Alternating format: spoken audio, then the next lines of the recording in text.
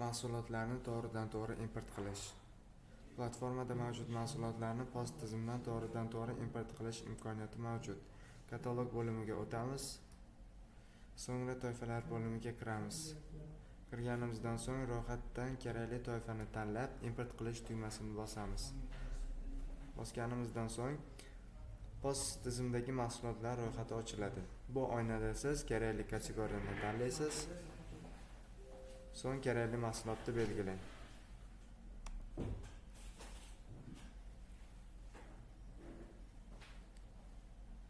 Va barcha filiallarda biriktirish tugmasini yoqing. So'ng biriktirish tugmasini bosamiz. Agar barcha ma'lumotlar to'g'ri kiritilgan bo'lsa, muvaffaqiyatli import qilingani haqida bildirishnoma paydo bo'ladi. Mahsulotlar bo'limiga qaytamiz. Import qilingan mahsulot ro'yxatda paydo bo'ladi. Mahsulot ustiga bosamiz.